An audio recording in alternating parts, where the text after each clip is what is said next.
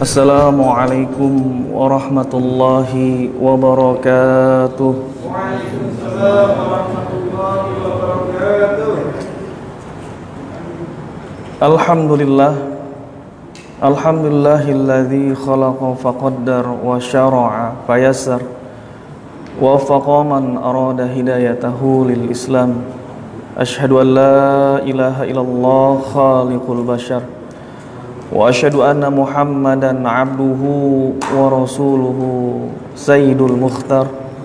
Allahumma salli wa sallim ala habibina wa syafi'ina wa maulana Muhammadin ibni Abdillah wa ala alihi wa sahbihi wa mawalah. Amma ba'd.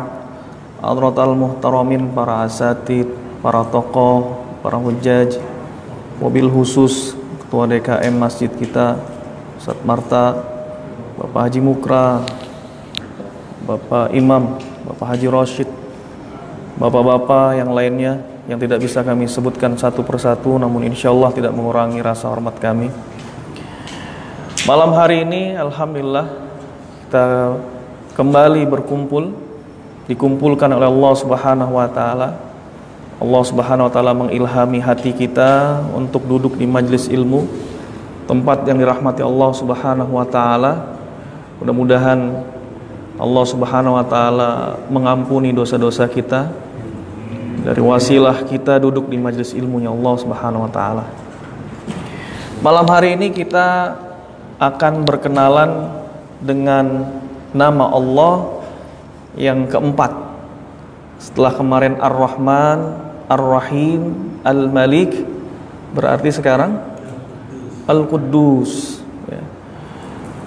Kita sering dengar kata-kata Quddus. Biasanya kalau nggak pakai D-nya nggak didobel, Kudus. Itu biasanya orang sebelah. Ada namanya Roh Kudus.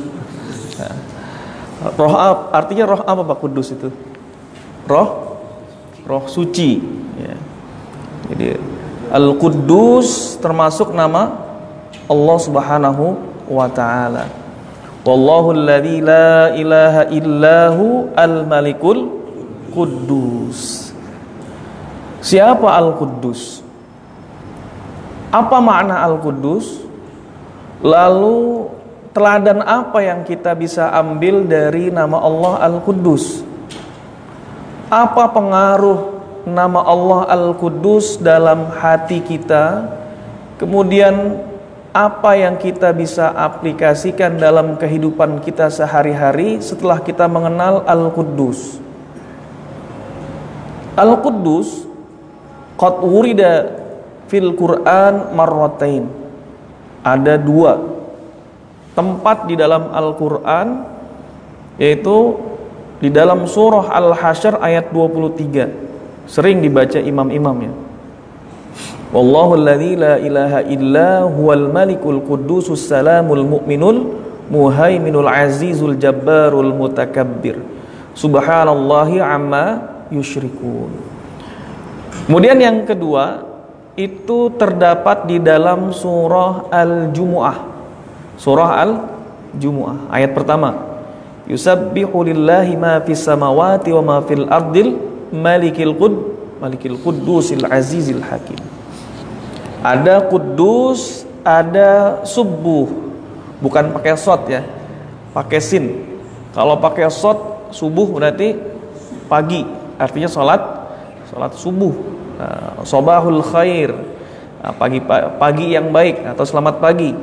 Sobahun nur, jawabnya sobahun nur. Diambil dari kata-kata shot. Kalau subuh kita biasa pakai tuh untuk bertasbih. Subhanallah, subuh. Ada dalam hadis ketika Rasulullah SAW ruku dan sujud, beliau juga biasa membaca subuhun kuddusun rabbul malaikati warruh. Subuh dipakai tuh Pak. Ada yang di sini rukunya pakai subuhun kuddusun rabbul malaikati warruh? Ada Pak? Nggak ada. Paling banter subhana rabbiyal azim sama subhana rabbiyal a'la. Pindah sedikit subhanakallahumma wa bihamdika Allahumma ighfirli, ada? Enggak ada juga. Kita belajarnya subhana rabbiyal azim ya, wa bihamdi dari kecil. Jarang ngedenger subuhun kudusun rabbul malaikati waruh. Paling-paling ngedengernya setelah witir. Ya. Witir baru baca subuhun kudusun rabbul malaikati waruh. Padahal ini termasuk sunnah Rasulullah juga, ketika ruku dan sujud membaca subuhun kudusun rabbul malaikati waruh. Ar-ruh artinya malaikat Jibril. Rabbul malaika, Tuhannya malaikat, waruh artinya Jibril. Spesial Jibril disebutkan dengan ar-ruh. Artinya memang sayyidul malaika, pemimpinnya para malaikat adalah malaikat Jibril. Khusus sayyidul ayyam, penghulunya hari Jumat, sayyidul ayyam. Sayyidul syuhur Ramadan. Ya. Jadi ada penghulunya bulan Ramadan. Malam juga ada, yaitu di sepertiga malam ada ya, diutamakan. Ada tempat-tempat yang diutamakan. 3 tempat yang diutamakan, masjid apa? Masjidil Haram ya, di Nabawi, Masjidil Haram di Madinah, Masjid Nabawi, dan Masjidul Aqsa. 3 tempat juga ada tempat yang dimuliakan. Ardul Muqaddasah, yaitu bumi atau tanah yang disucikan, Muqaddasah. Maka apa bedanya subuh sama kudus? Ulama bedakan maknanya. Bedanya itu biasanya kalau yang namanya at-tasbih, tanzihu anillahi ta'ala amma la yanbaghi, mensucikan dari Allah Subhanahu wa taala sesuatu yang enggak pantas dari bentuk zatnya. Nah, ini tadi bentuk zatnya kalau tasbih. Sedangkan kalau kudus, mensucikan Allah Subhanahu wa taala dari sesuatu yang enggak pantas disematkan untuk Allah dari pekerjaannya. Kalau tadi zat, tasbih itu suci Allah itu dari zatnya. Allah enggak mungkin cacat, sempurna. Zatnya sempurna, pekerjaannya pun sempurna, nggak ada aibnya. Nanti kita bahas apa maksudnya nggak ada aibnya. Waqad jama'a alaihi salatu wassalam hadzal hadis baina tasbih wa takdis. Jadi Rasulullah menggabungkan 2 tuh, subuh dan kudus. Dalam satu hadis itu dikatakan ketika ruku dan sujud dipakai dua-duanya.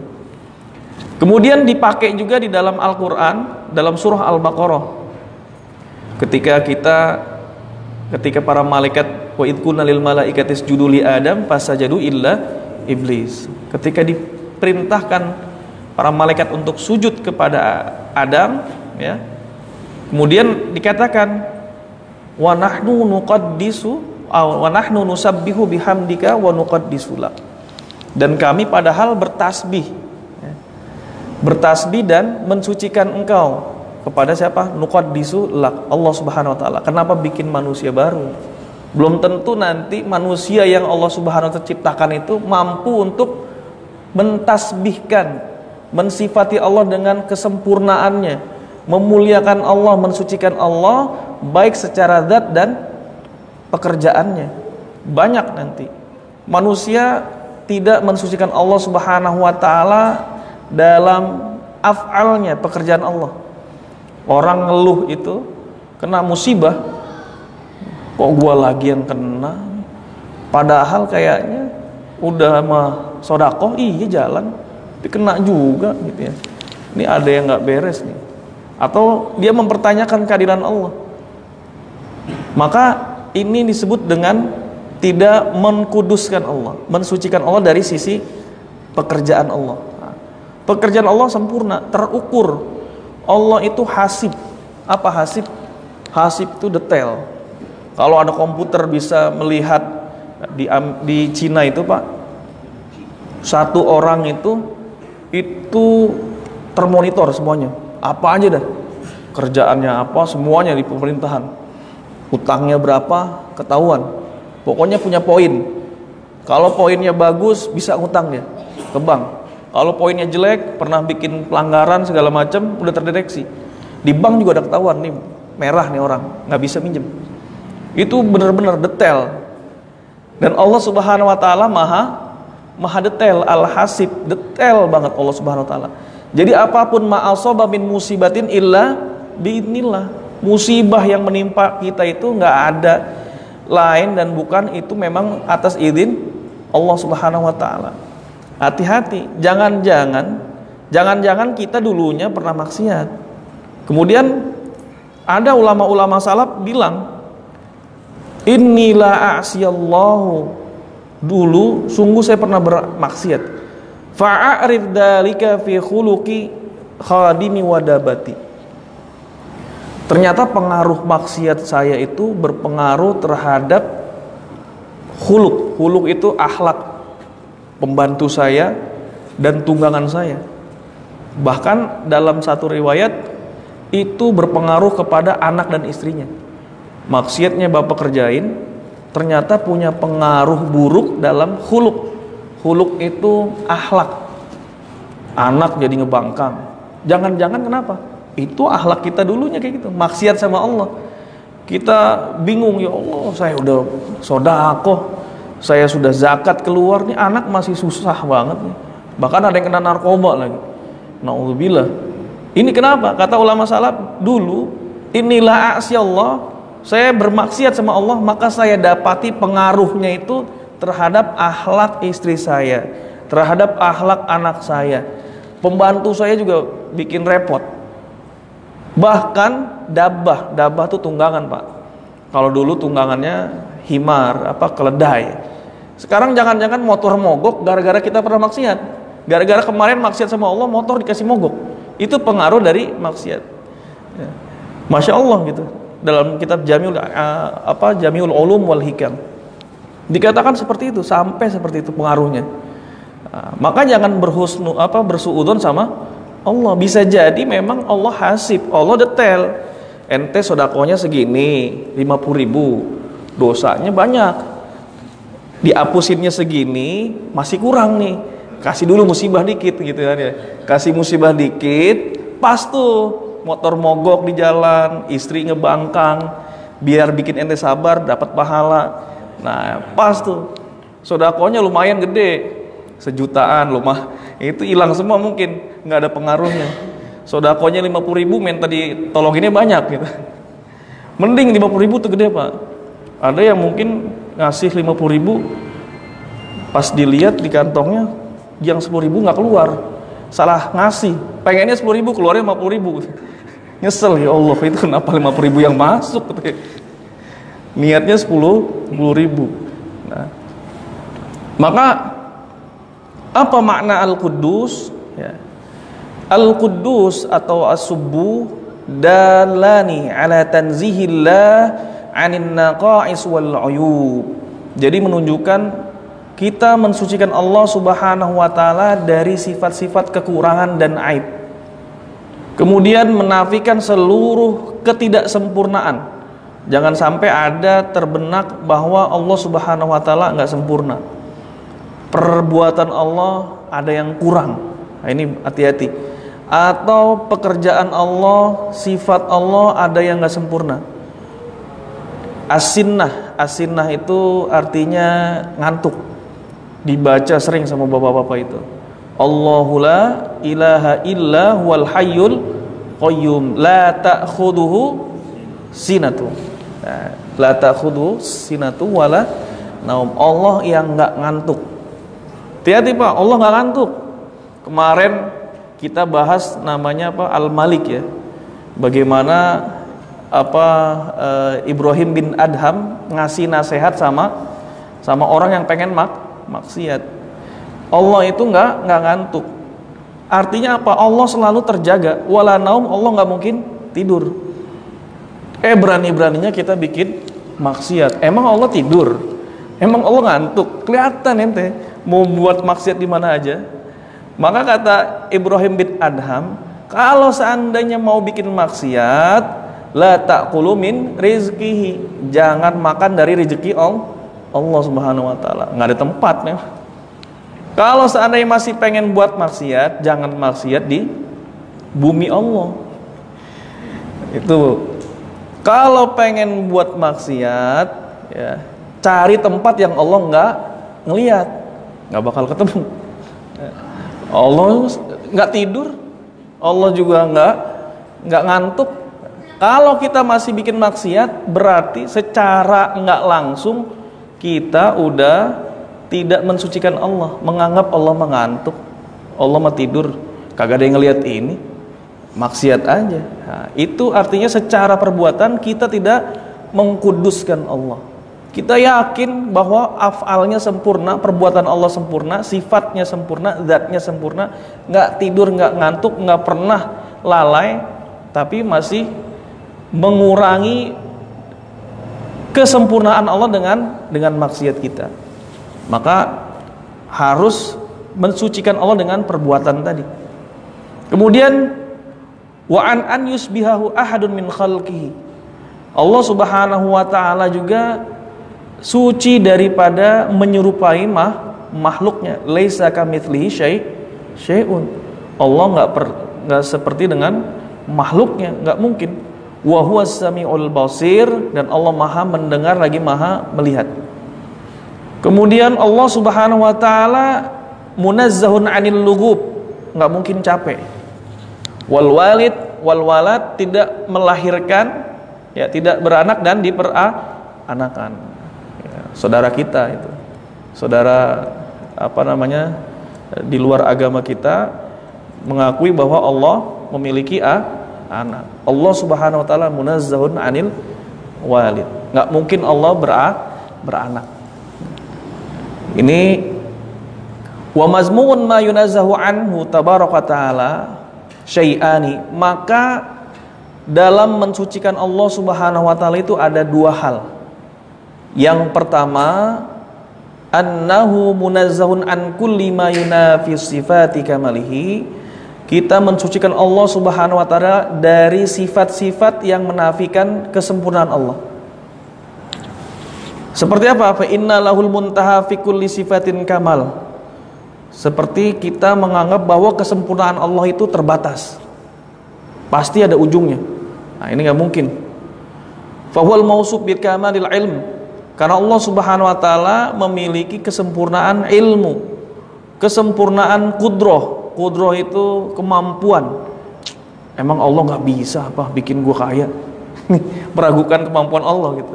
Wa kamalul qudroh, Allah itu sempurna, bisa aja, bisa. Cuman caranya bagaimana gitu. Allah Subhanahu wa taala kayaknya nggak peduli nih sama gua nih.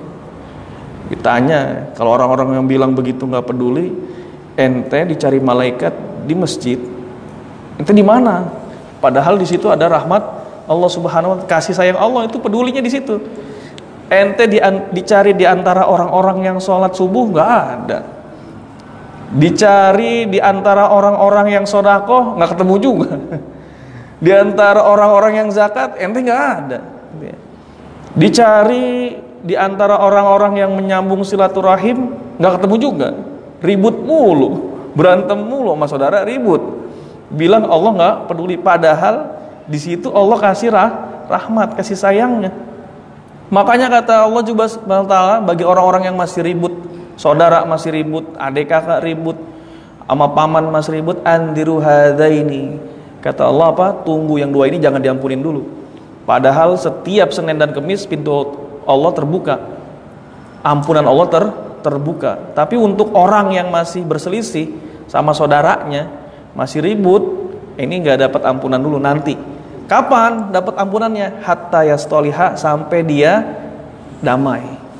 Nah, mau dapat rahmat Allah masih ribut sama saudara, susah.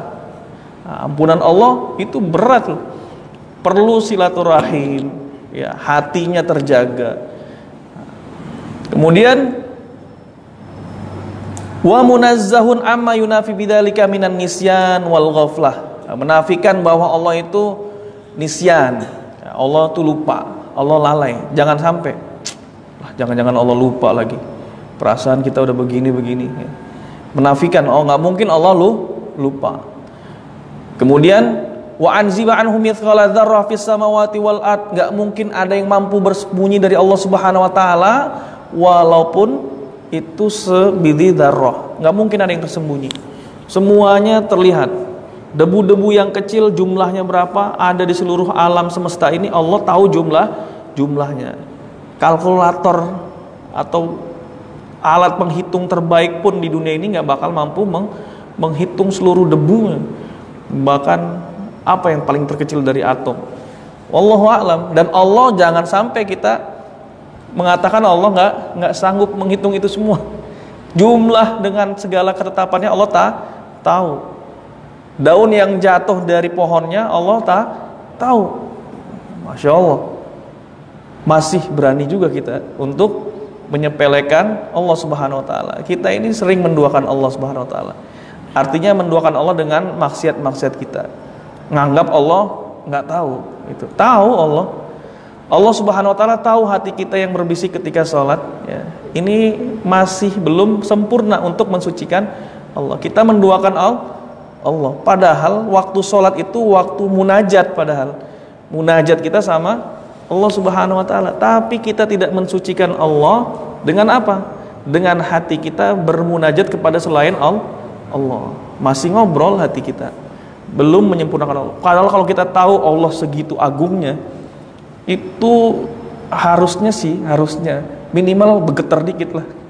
Mau nggak takbir itu udah ada getaran gitu. Ya Allah.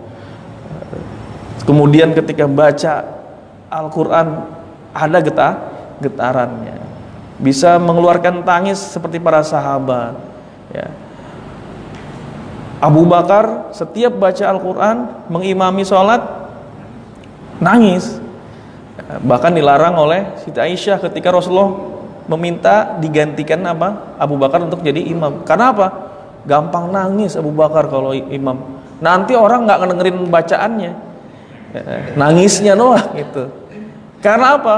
Masya Allah, dapat surat atau kalamullah itu yang berbicara adalah sebaik-baiknya perkataan yang kita dengarkan, itu kalamullah. Bagaimana nggak bergetar? Bapak aja mungkin dapat surat cinta pertama kali getar juga. Masya Allah. Ya apa jawabannya nih? Dibaca berdebar sekali, dibuka lagi, besok dibuka lagi. Udah tahu isinya padahal dibaca berulang-ulang. Karena apa? Ngerasa ada cinta. Apa nyanyian itu? Surat cintaku yang pertama tuh. Nah itu surat cinta dari makhluk. Nah, surat cinta dari makhluk itu bikin bergetar. Loh, kita kok baca surat cinta dari Allah tiap hari nggak ada getarannya? Kemana coba kebesaran Allah, maha sucinya Allah itu dikemanakan? Maka wala asgharu min dzalika wala akbar, tidak ada yang mampu menghindar, ya, dari Allah Subhanahu wa taala, baik yang kecil ataupun yang lebih besar. Wa munazahun 'anil ajzi, Allah Subhanahu wa taala enggak capek. Allah Subhanahu wa taala juga mausufun bikamalil hayah, sempurna kehidupannya.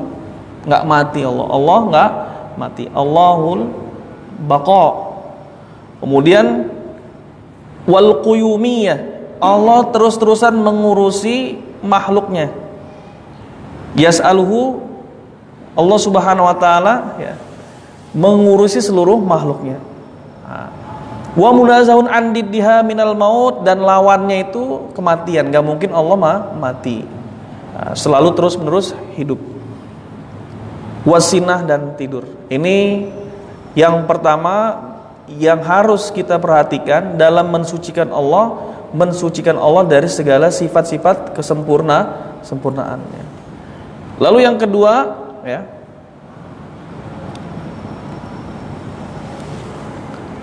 mensucikan Allah Subhanahu wa taala munazzahun an mumatsalati ahadin min khalqihi. Kita mensucikan Allah Subhanahu wa taala dari memisalkan atau menyerupakan Allah dengan makhluknya. Nggak mungkin Allah sama dengan makhluknya. Ini kalau dibahas masalah yang ayat-ayat syubhat panjang, perdebatannya bisa melebar, ya. Bagaimana Allah Subhanahu wa taala digambarkan dari sebagian saudara-saudara kita duduk di atas arsy, sedangkan Allah Subhanahu wa taala menurut paham kita Asy'ari munazzahun anisid, ya, terlepas dari segala arah, kemudian tidak membutuhkan sesuatu tempat duduk. Allah menciptakan arsy hanya untuk menguasainya. Nah, ini panjang. Cuman kita tidak membuka perdebatan itu, kita ingin mentadaburinya saja, mentadaburi dari sifat-sifat Al-Quddus. Nah, kalau kayak gitu forumnya beda, bisa pecah hati juga. Niat kita untuk apa? Mentadaburi dari sifat-sifat Allah. Fal makhluqat kulluha wa in 'azamat wa syarafat wa balagat muntaha alladhi yaliku biha minal uzma wal kamal allaik biha. Walaupun manusia itu sesempurna-sempurnanya manusia, seagung-agungnya, memiliki kekuatan yang dianggap sempurna. Siapa manusia terkuat di muka bumi? Anggaplah kalau biasa nonton film Hercules, ya, nganggapnya Hercules manusia paling kuat misalkan. Kemudian juga orang yang paling mulia, semulia-mulianya, balaghatul muntaha, semulia-mulianya, ya. Dengan kesempurnaan itu, falaisa sayun minha yuqarib au yusabihu al-bari. Nggak ada satupun dari makhluk yang tadi kita sebutkan orang yang paling mulia, yang paling agung, Alexander the Great misalkan, Alexander Agung, ataupun tadi manusia terkuat di muka bumi, masuk museum Guinness the Book of Record apa gimana tuh, terkuat misalkan muka bumi. Nggak ada yang mampu mendekati kesempurnaan kemuliaan Allah Subhanahu wa taala. Bahkan kata para ulama, semua sifat-sifat yang mereka miliki itu, ya, idza nusibat ila sifati bariha wa khalika, semuanya ma fiha minal ma'ani wan na'ut wal kamal huwallazi a'taha iyyahu. Itu Allah yang kasih. Kekayaan siapa? Manusia terkaya di muka bumi. Siapa kemarin? Bill Gates udah kegeser jadi nomor 2 tuh. Ada yang pemilik Amazon itu 2000 sekian triliun. Kalau nggak salah 2700 triliun, Pak. Setriliun. Gak kebayang itu gimana 2700 triliun ya. Kalau dibeliin bakso berapa itu? Satu komplek juga kayaknya nggak tenggelam sama baksonya. 2700 triliun, maruk banget ya. Itu mau hidup berapa tahun, Pak? Kira-kira kalau hidup 60-70 butuh berapa duit sih? Setahun berapa gitu? Yang masuk ke dalam perutnya berapa? Yang keluar apa butuh sampai segitu banyaknya gitu? Manusia itu angan-angannya jauh. Dia nggak tahu tuh hartanya bakalan, apalagi kalau orang mukmin. Kalau orang-orang kafir nggak bermanfaat. Lah kita masih bisa bermanfaat. Uang-uang segitu ya bisa bikin banyak ya. Jangan yang segitu. Orang mukmin nggak pantas beli tas mahal-mahal. Orang mukmin nggak pantas punya Lamborghini, tinggal di mana nih? Di kampung atau di jalan jet-jet punya Lamborghini. Pantas nggak, Pak? Nggak pantas itu. Biar kata kita punya duit mampu beli, itu nggak boleh. Pantasnya itu duit dijadiin bikin yayasan. Nah, yayasan apa? Yatim piatu, atau bikin yayasan tahfidz Quran. Nggak pantas. Karena tujuan kita beli barang itu untuk apa? Kebutuhan. Ya, nggak boleh. Sekarang tujuannya kalau beli tas mahal, butuh atau pengen dipuji. Ya, maka ada ujub, ria. Siapa yang mampu untuk menguasai hatinya untuk tidak ria dari barang-barang bermerek? Kalau para alim ulama, Imam Malik pakai baju bagus, wajar. Ya, udah yang namanya dunia itu di tangan bukan di hati. Pakai baju bagus tapi nggak terpengaruh dengan bagusnya baju. Punya mobil bagus boleh, mobil bagus asal nggak berpengaruh ke hati. Tapi lihat-lihat tempat juga, beli mobil jangan terlalu mahal. $1 miliar udah nggak boleh. Kalau menurut saya ya, lebih baik dibelikan yang lain, lebih bermanfaat. Kemudian dalam kitab Maqsidul Asna, Imam Ghazali katakan yang namanya Al-Quddus wal munazzah an kulli wasfin, sesuatu yang disucikan dari setiap pensifatan yudrikul his. Ini anggota apa namanya? Hissun itu indra kita. Au yatasawwar khiyal, ya. Sesuatu imajinasi kita tentang Allah Subhanahu wa taala itu nggak mungkin Allah. Kadang-kadang Bapak sholat, saya kaget juga kemarin. Ada ngobrol, dia membayangkan kalau yang namanya apa namanya?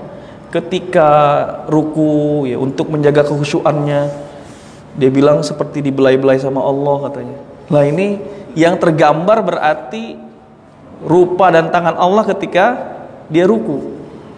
Maka kata Imam Al-Ghazali apa? Al-Quddus, Allah yang maha suci itu munazzahun an kulli wasfin yudrikul his, sesuatu yang harus disucikan dari apa yang bisa dijangkau oleh indera kita. Allah Subhanahu wa taala pencipta alam semesta. Allah Subhanahu wa taala menciptakan planet.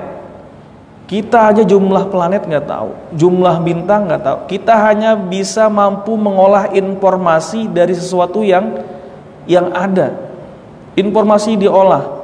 Kemudian luas alam semesta aja nggak tahu. Bagaimana bisa menjangkau sesuatu yang lebih daripada itu, yaitu Allah yang maha sempurna. Maka apa yang kita bayangkan tentang Allah pasti bukan Allah. Otak kita nggak bakal mampu. Maka kata Imam Ghazali bukan Allah itu sesuatu. Coba Bapak membayangkan di muka bumi ini bentuk binatang yang belum pernah ada di dunia. Digabungin pasti nanti ada di kepalanya tangan, pasti walaupun tangannya bentuknya gimana. Tangan itu berarti sudah ada, nggak bisa. Cari bentuk kaki, berarti sesuatu yang sudah pernah tergambar. Itu akan tergambar dari informasi yang kita dapat. Ini kayaknya begini, digabung-gabungin. Ya itu kaki-kaki juga. Dan Allah nggak bisa terjangkau oleh itu. Makanya disebut Al-Ali. Allah itu maha tinggi, tidak bisa terjangkau oleh indera kita. Wal iyadu billah. Masya Allah. Nantilah kalau sudah apa? Wujuhu yauma idin nadhirah, pada hari itu nanti ada muka yang berseri-seri. Wujuhu yauma idin nadhirah ila rabbiha nadhirah, kepada Tuhannya nanti mereka melihatnya. Di alam semesta ini nggak bisa, tapi nanti di akhirat. Cuman yang bisa orang mukmin aja. Nah, kasihan di lo kata yang kafir. Wujuhu yauma idzin basirah, tapi pada hari itu nanti ada orang yang mukanya bersedih. Tadunnu ayyuf ala biha faqirah, karena yakin pada hari itu akan ditimpakan musibah. Jadi bedanya orang mukmin nanti baru bisa melihat Allah di akhirat. Itu nikmat yang paling nikmat di antara nikmat. Kalau nikmat di dunia itu dikatakan wama atyabu fiha, ya, kalau dikatakan masakinu ahli dunia, miskin ahlud dunia, miskin, sangat kasihan, menyedihkan orang-orang ahlud dunia, orang-orang penduduk bumi ini miskin. Apa? Kharaju minha, keluar dari dunia, madzaku, tidak pernah bisa menikmati ma atyabu fiha, sesuatu yang paling nikmat dan lezat. Qila, ditanyakan apa yang paling lezat? Mahabbatullah, mencintai Allah. Kasihan katanya. Kasihan buat penduduk bumi. Orang-orang kafir kasihan. Keluar dari muka bumi dari kecil sampai mati itu nggak menikmati mengenal Allah, nggak pernah bisa mencintai Allah. Wasyauqu ila liqaihi, tidak pernah ada kerinduan untuk bertemu dengan Allah. Maka itulah, kalau di muka bumi ini paling nikmat, paling lezat itu adalah mengenal Allah. Sedangkan nanti melihat Allahnya paling nikmat di akhirat. Ya, kita angkat tangan yang langsung wasyauq ila liqaihi, yang rindu untuk bertemu dengan Allah. Hari ini ada langsung wasyauq ila liqa'ihi. Bukan dimanain hanya mati saja. Nanti enggak, saya rindunya nanti aja sih, 10 tahun lagi gitu bertemu dengan Allah. Salat itu termasuk kerinduan untuk bertemu dengan Allah. Wasyauqu ila liqa'i, ada rasa rindu untuk bertemu dengan Allah ketika salat. Bukannya waktu salat nyantai aja, berarti belum ada rasa rindu. Terus saja diundur-undur waktu salat, terus sampai dia apa? Lewat. Sahud, ara'aital ladzi yukadzibu biddin fadzalikal ladzi yad'ul yatim wa la yahuddu 'ala ta'amil miskin fawailul lil musallin. Celaka bagi orang-orang yang sholat. Ini ulama tafsirkan celaka bagi orang-orang yang sholat. Ya, ada yang sebagian mengatakan sahun maknanya apa? Fawailul musallin alladzina hum an salatihim sahun. Itu orang-orang yang melalaikan sholatnya. Pertama maknanya menurut Ibnu Qayyim, sahun orang yang sholat tapi mengakhirkan sholat. Sebagian tafsir orang yang meninggalkan sholat. Jadi maknanya ada macam-macam. Kita sholat tapi mengakhirkan sholat. Asar dikerjakan waktu maghrib, maghrib dikerjakan akhir maghrib sampai mau isya. Ini termasuk lalai. Nah, berarti enggak ada rasa rindu untuk bertemu dengan Allah Subhanahu wa taala. Bagaimana cara mensucikan Allah Subhanahu wa taala? Maka mensucikan Allah Subhanahu wa taala biqaulin wa af'alin, dengan perkataan dan perbuatan. Dengan perbuatan fahuwa i'tiqadul qalbi wa amalihi, keyakinan hati, kemudian pekerjaannya dibarengi dengan lisan. Jadi ada i'tiqad, keyakinan ketika kita mengucapkan subhanallah. Bapak baca subhanallah, zikir setelah salat. Subhanallah, subhanallah, subhanallah. Yang kadang-kadang subhanallah, subhanallah. Alhamdulillah, alhamdulillah, jadi alhamdulillah, alhamdulillah, alhamdulillah, alhamdulillah. Hamdlah, hamdlah, hamdlah, hamdlah, hamdlah, hamdlah. Maka ketika menghadap Allah, memuji Allah yang sopan, keluarkan bacaan terbaik, keluarkan ucapan yang terbaik, sopan di hadapan Allah. Allahu Akbar, Allahu Akbar. Dari subhanallah, subhanallah, subhanallah. I'tiqadul qalbi, yakin ketika kita ucapkan itu, hati itu meyakini kesucian Allah. Subhanallah, subhanallah, subhanallah, maha suci Allah.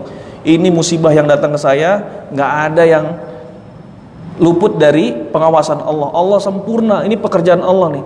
Datang ke saya musibah, itu pekerjaan Allah. Allah sempurna, pasti ada yang salah sama saya. Jadi evaluasi diri. Maka dia bilang subhanallah, maha suci, subhanallah, subhanallah. Ini anak kenapa bisa kayak gini nih? Subhanallah. Anak ngebangkang sama orang tua, subhanallah. Kenapa? Karena kita mungkin punya andil, salah kita juga. Maka subhanallah, Allahnya nggak pernah salah, kitanya yang salah. Maka subhanallah, mensucikan perbuatan Allah. Ya Allah, kok gue dipecat? Subhanallah, Allahnya nggak salah. Ente jangan-jangan kerjanya males. Subhanallah. Maka kalimat itu diyakini dari hati, kemudian bersamaan dengan lisan. Jangan hanya sekedar subhanallah aja, maka nggak masuk kebesaran Allahnya. Subhanallah, subhanallah, subhanallah, subhanallah, subhanallah, subhanallah, subhanallah, subhanallah. Udah begitu aja selesai. Nggak ada yang zikir itu nggak berlekat dalam hati. Padahal tujuannya zikir itu zikrun, mengingat Allah. Ada orang zikir tapi nggak mengingat Allah. Wal iyadzu billah. Bi an ya'taqida al mu'min huwa yusabbihu ma tadanahu at-tasbih min tanzilillahi ta'ala wa tadimi ma'a huduri qalbihi athna'a tasbihihi. Jadi seorang muslim itu harus mensucikan Allah Subhanahu wa taala dengan mengagungkan Allah, ma'a huduri qalbihi, dengan hadirnya hati, fi athna'i tasbihi, ketika dia bertasbih. Jadi harus mengagungkan Allah, mensucikan Allah juga di tengah-tengah tasbihnya, jangan sekedar hanya di lisan. Ya, ini yang ada sampai jam berapa, Pak? Lama kan ya? Sampai 18 kan? Kalau nggak salah. Nah, jadi mensucikan Allah Subhanahu wa taala dengan perkataannya. Wa an Sa'id bin Abi Waqqas radhiyallahu anhu, Kata Sa'id bin Abi Waqqas, kunna inda Rasulillah, dulu kami bersama Rasulullah SAW. Kemudian Rasulullah SAW berkata kepada kami, aya'jizu ahadukum an yaksiba fi kulli yawm alfa hasanah? Adakah di antara kalian yang mampu mendapatkan kebaikan 1000 kebaikan setiap harinya? Maka ada yang bertanya kepada Rasulullah SAW, ya, kaifa yaksibu alfa sanah? Ya Rasulullah, bagaimana kita bisa mendapatkan 1000 kebaikan dalam sehari? Bingung ya, ngerjain ke satu kebaikan aja mungkin ada yang sulit, isinya ngomel, nyaci maki orang. Ini bikin 1000 kebaikan, dapat 1000 kebaikan, bagaimana caranya? Maka kata Rasulullah, yusabbihu mi'ata tasbiha, ente bertasbih 100 kali, fayuktabu lahu alfu hasanah, maka nanti akan ditulis 1000 kebaikan. Jadi satu kebaikan dibalas 10, 100 tasbih dibalas dengan 10 kebaikan, berarti jadi 1000 kebaikan. Subhanallah, subhanallah. Ini mensucikan Allah melalui lisan. Nah, ingat, dibarengi dengan hudurul qalb, dengan hadirnya hati kita ketika bertasbih. Bagaimana mensucikan Allah Subhanahu wa taala? Dengan perbuatan. Innallaha yuhibbut tawwabina wa yuhibbul mutatahhirin. Allah Subhanahu wa taala menyukai orang-orang yang bertaubat. Bertaubat dan menyukai orang-orang yang mensucikan diri. Nah, tawwabin, pertama mensucikan diri dari hatinya, tawab, kemudian mutatahhirin, mensucikan diri dari zahirnya, itu orang-orang yang berwudu. Itu ada kaitannya, at-tawwab sama mutatahhir. Wudu itu juga menghapus dosa. Kita tahu, sudah bahas dulu di babul wudu, ketika kita berwudu mengusap muka, berarti setiap tetesan air yang dari keluar jatuh dari wajah kita itu menggugurkan dosanya sampai akhir dari tetesan airnya. Warijsu, maka dalam dikatakan kotoran itu ada dua macam, ya.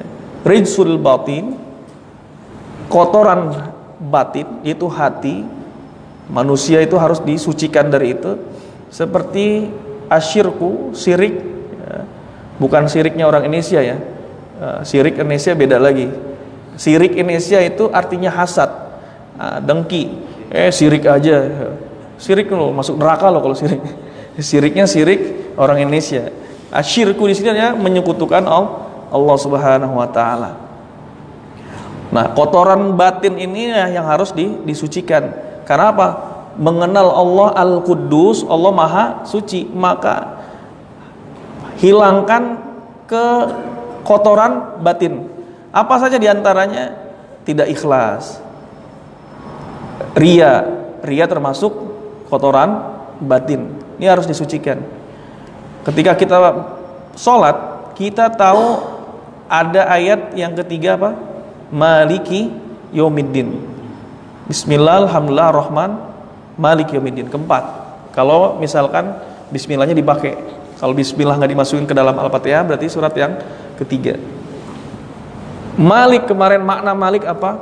Rajanya yang menggenggam hati manusia. Malik yaumiddin, yang akan memberikan pengadilan nanti kelak di hari akhir. Seadil-adilnya hakim, dia tahu apa yang kita kerjakan, yang ada dalam batin kita Allah tahu. Maka hati-hati ente, Allah rajanya manusia, raja di raja yang menguasai alam semesta, nggak ada yang terselubung dari Allah. Maka ini hati harus dibersihkan ketika melakukan amalan, harus ikhlas. Malik, merenungi, mentadaburi sifat Al-Malik. Al-Quddus, suci, maka kita mengambil pengaruh Al-Quddus ke dalam hati kita, kita sucikan juga dari rasa tidak ikhlas. Kemudian munafik, bakhil, hasad, benci, dendam, suuzon, apalagi putus asa, nggak boleh. Putus asa itu kan berarti hanya buat orang-orang kafir. Kata Allah, putus asa buat orang-orang kafir. Kenapa? Nggak yakin sama Allah berarti kalau orang putus asa. Kemudian ada yang rijsul zahir, kotoran yang zahir. Kalau tadi batinnya dibersihkan, yang kotoran lahir itu gimana? Kotoran lahir itu dia berasal dari hati. Ada pertama itu angan-angan dulu, berangan-angan ingin melakukan maksiat. Maka kalau kata Imam Ghazali, di awal udah di-cut itu, dipotong angan-angan kita. Kenapa? Karena ketika sudah berangan-angan akan ada timbul keinginan ingin diwujudkan. Akhirnya semua kalau sudah dikuasai kemarin tuh hawa nafsu kita, ini udah jalan deh, beli bensin dulu, beli bensin. Terus kepalanya udah ada program planning melakukan maksiat, dibantu semuanya itu. Karena hatinya tidak bisa menguasai, hatinya nggak bisa menjadi raja buat syahwatnya, semua bergerak membantu untuk berbuat maksiat. Tangannya ngegas, kakinya jalan ke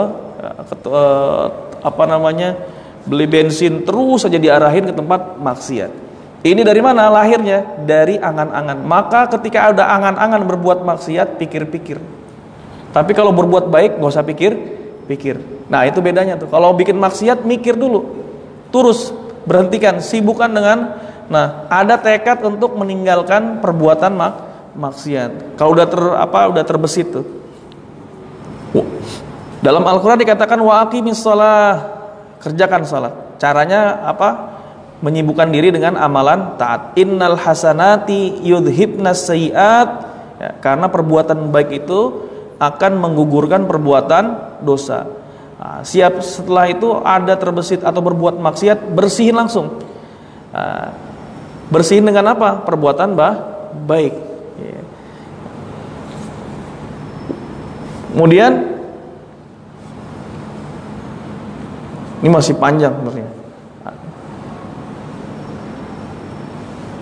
Langsung ke akhir saja saya untuk mentadaburinya. Bagaimana mentadaburi dari sifat Allah Al-Quddus? Pertama, ya, yang kita bisa ambil dari Al-Quddus, kita nikmatin aja ketetapan Allah. Apa yang Allah Subhanahu wa taala tetapkan buat kita, ya. Sekarang tertimpa musibah, sekarang punya begini, punya istri bawel misalkan, nikmatin ada. Mudah-mudahan istri saya nggak ngeliat di situ.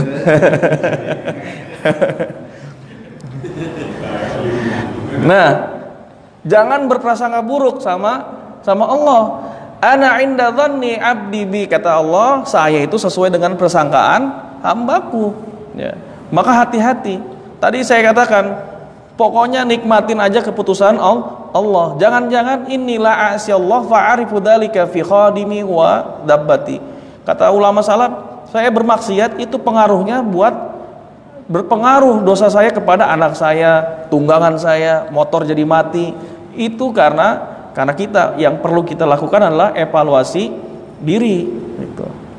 Kemudian yang kedua yang kita ambil dari sifat Allah Al-Quddus, kita menyadari bahwa ketidaksempurnaan diri kita. Jangan mentang kita punya jabatan terus sombong, ya. Karena apa? Jabatan itu dari Allah Subhanahu wa taala.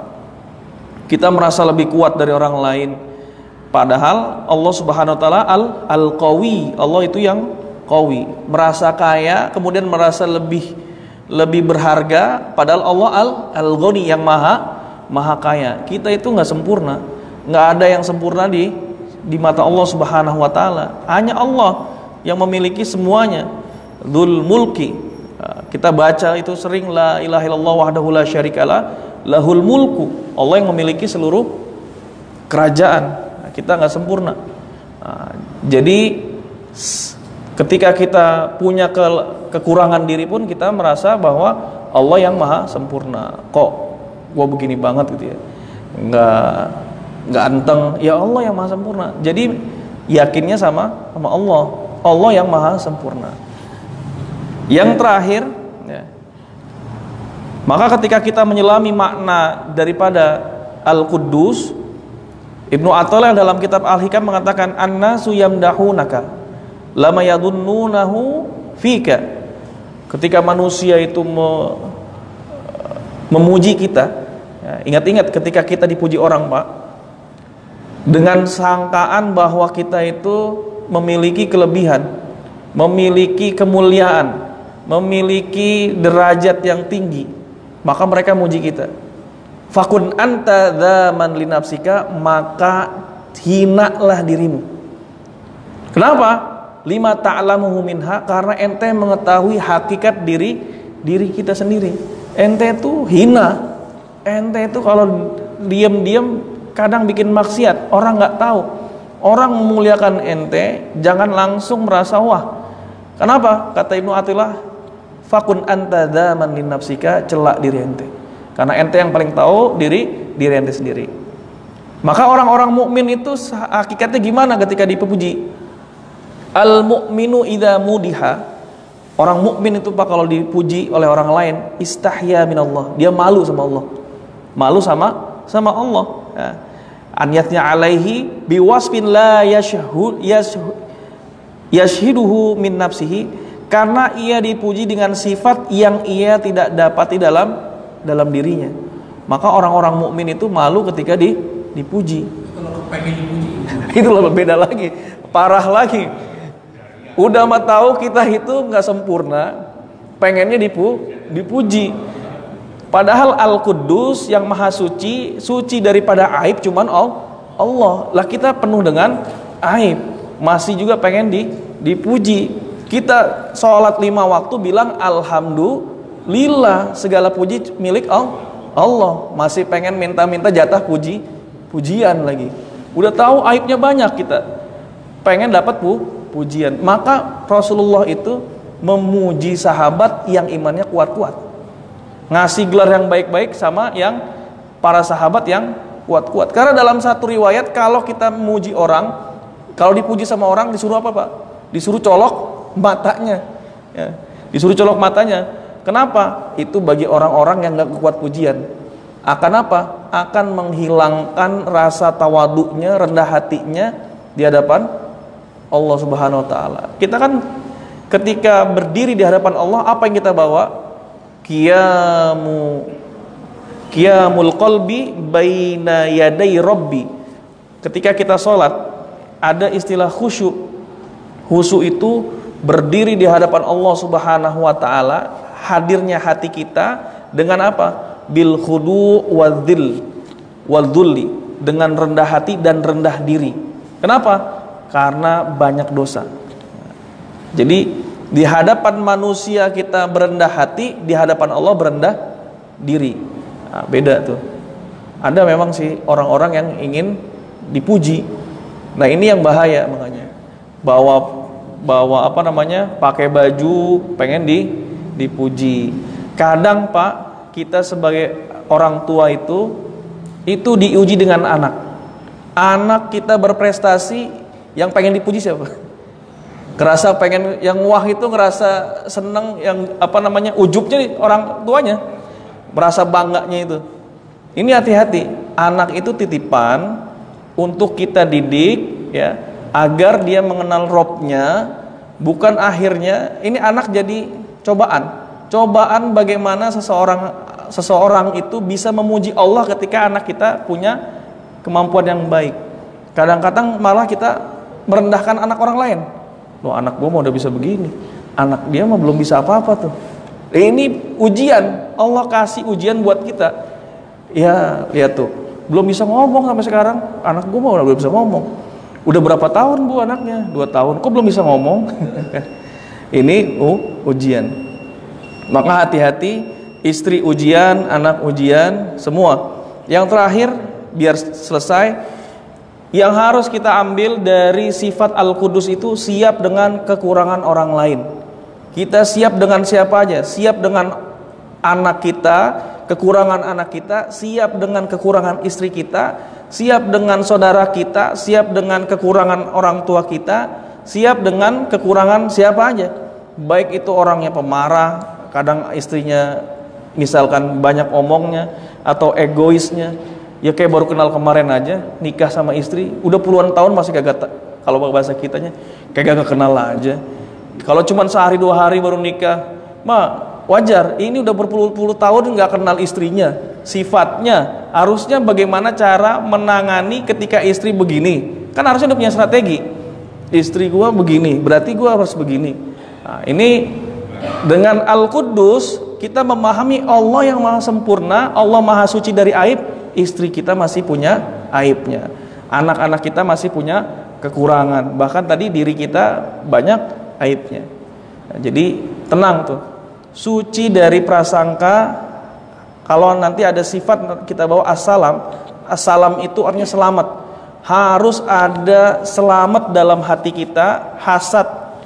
Selamat, orang itu harus selamat dari hasad kita. Jangan sampai kita hasad. Baru ada saudara punya kelebihan rezeki udah hasad, itu namanya bukan assalam. Nggak selamat dari hasad kita. Padahal setiap sholat bacanya apa? Selesai sholat, assalamu alaikum warahmatullahi wabarakatuh. Insya Allah nanti kita bahas pada pertemuan yang akan datang mengenai sifat Allah as-salam yang memberikan kesejahteraan. Mudah-mudahan bermanfaat. Ini saja yang dapat kami sampaikan. Kurang lebihnya kalau ada pertanyaan kami persilakan. Kalau tidak kita langsung akhiri. Ya, mungkin langsung diakhiri dengan doa kafar majlis. Subhanakallahumma wa bihamdika asyhadu an la ilaha illa anta astaghfiruka wa atubu ilaik. Assalamualaikum warahmatullahi wabarakatuh.